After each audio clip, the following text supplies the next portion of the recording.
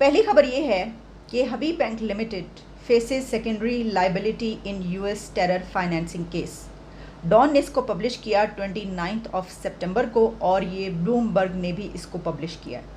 और डिटेल्स ये हैं कि Pakistan largest commercial bank Habib bank limited faces secondary liability in A terror financing case in the United States. Pakistan's largest multinational private sector bank, Habib Bank Limited, is facing allegations of doctor Jaishankar उन्होंने गुज़श्ता रोज एक बयान दिया। हमारे एक पड़ोसी हैं जो माने एक किस्म से जैसे हम आईटी के एक्सपर्ट हैं, इंफॉर्मेशन टेक्नोलॉजी के, वो इंटरनेशनल टेररिस्ट के एक्सपर्ट हैं।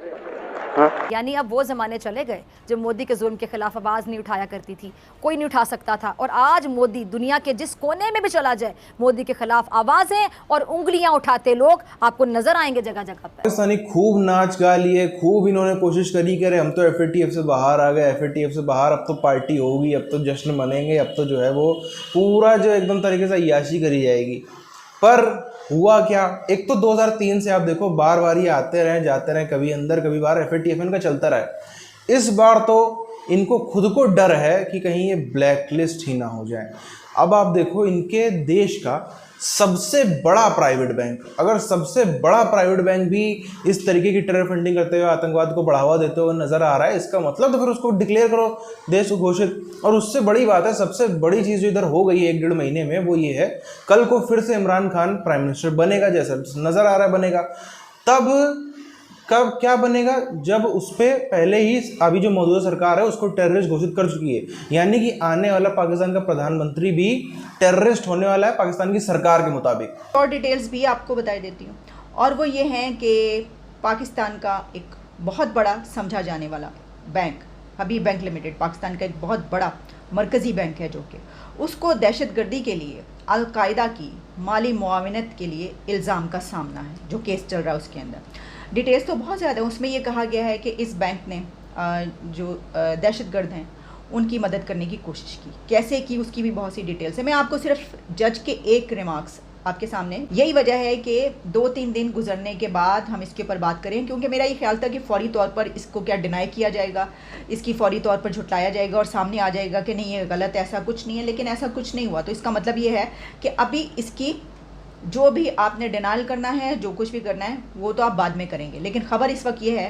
कि हबीब बैंक पे ये इल्ज़ाम आयद हो चुका है। इसके फ़ौरी बाद यानी उसी दिन चंद घंटों के अंदर हुआ क्या कि इन इल्ज़ामात के बाद जैसे ये खबर आई, स्टॉक एक्सचेंज में 421 पॉइंट्स की कमी हुई थी। कि भारत कहाँ का सेक्युलर है, भारत तो तंग जहन वाला मुल्क है, और मोदी की छोटी सोच ने भारत को इतना छोटा बना दिया कि पूरी दुनिया देख रही है इस भारत की औकात इस वक्त।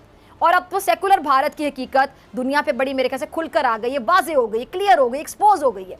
यह बहुत खुशी की बात है कि आप इस संख्या में आज विदेश नीति के एक चर्चा पे आए, और ये मामूली बात नहीं है, क्योंकि नॉर्मली जो है विदेश नीति एक किस्म से थोड़ी स्पेशलाइज्ड सब्जेक्ट मानी जाती है, और ज़्यादातर लोगों के मन में है कि कोई दिल्ली में संभाल रहा होगा, तो हमें परवाह करने की ज़रूरत क्या है, हमें सोचने की ज़रूरत क्या है, हमें इसके साथ जुड़ने की ज़रूरत क्या है। यानी अब वो ज़माने चले गए जब मोदी के जुल्म के खिलाफ आवाज़ नहीं उठाया करती थी, कोई नहीं उठा सकता था। और आज मोदी दुनिया के जिस कोने में भी चला जाए, मोदी के खिलाफ आवाज़ें और उंगलियां उठाते लोग आपको नजर आएंगे जगह जगह पर, जिसको लाख चाहते हुए भी नरेंद्र मोदी रोक नहीं सकता, दबा नहीं सकता।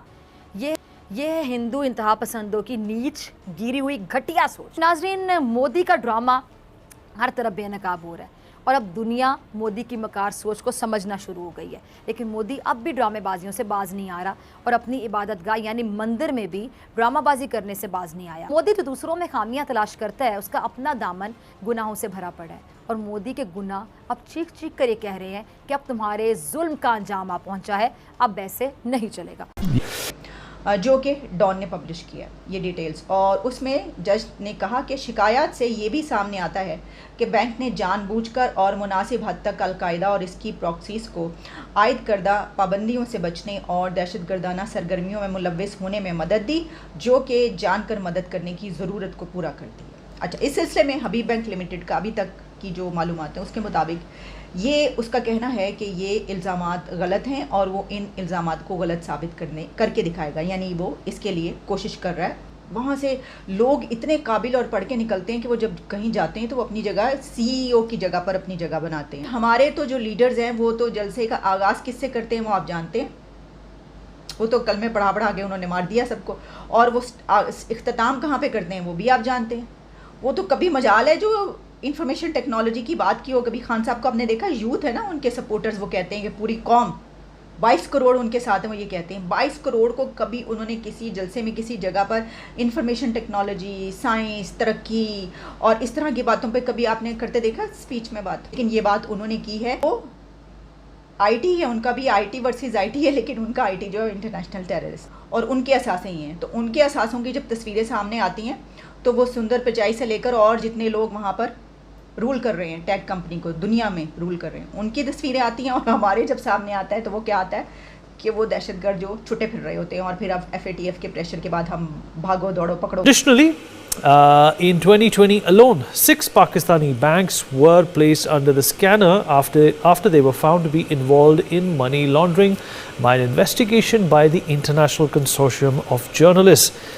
Amidst these latest crackdown by the United States on Pakistan's largest private bank, the question that now looms large is, must India place sanctions on Pakistani banks and financial institutions or injured 370 people? The US order has also put under scanner the activities of the bank aimed at shielding its customers by helping them evade international sanctions regimes. However, the probe on Pakistan and its financial institution for terror funding has been on for over a decade now. Since 2018, Pakistan has remained on the grey list of the Financial Actions Task Force, the FATF. Pakistan में चल रहा है। अब जब तक अदालत में सबूत पेश नहीं होंगे, गवाहान पेश नहीं होंगे, तो वो कानूनी एतबार से ट्रायल किस तरह चल सकता है। अब हम भारत को खुश करने के लिए तो अपने लोगों को, अगर वो बेगुनाह हैं तो उनको फांसी पे तो नहीं चढ़ा सकते। अगर आप ही लोग या आपका कोई भाई बहन दोस्त कुछ महीने पहले यहां पढ़ने के बजाय यूक्रेन में पढ़ता हो, अब 1 मिनट सोच लीजिए कि उनकी स्थिति क्या थी, आपकी चिंता क्या होगी उनके बारे में।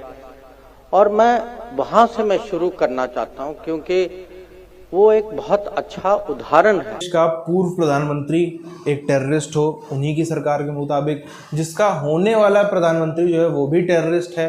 अभी जो मौजूदा आप देखो, इनका गृह मंत्री से लेकर पूर्व प्रधानमंत्री तक इनकी आधी कैबिनेट जो है वो किसी न कोई उन पे बड़ा जुर्म है, किसी पे ड्रग्स का, किसी का सब जो है वो अपराधी हैं।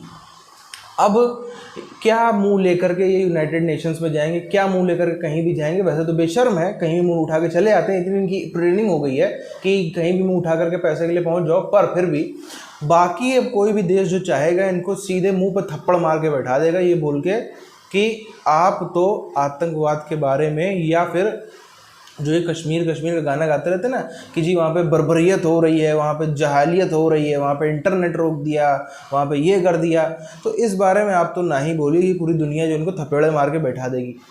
अब आप देखो, एक तो जयशंकर साहब को मतलब मानना पड़ेगा, ऐसा व्यक्ति जो है कई सदियों में आता है और वहाँ तक वो पहुँच भी पाए उस पद तक, इसके लिए मोदी जी को धन्यवाद है कि कहाँ वो पहले डिप्लोमेटिक बैकग्राउंड से थे, उसके बाद उनको वहाँ तक पहुँचाया गया। उसके लिए श्रेय तो भाई मोदी जी को और उनकी टीम को भी जाता है।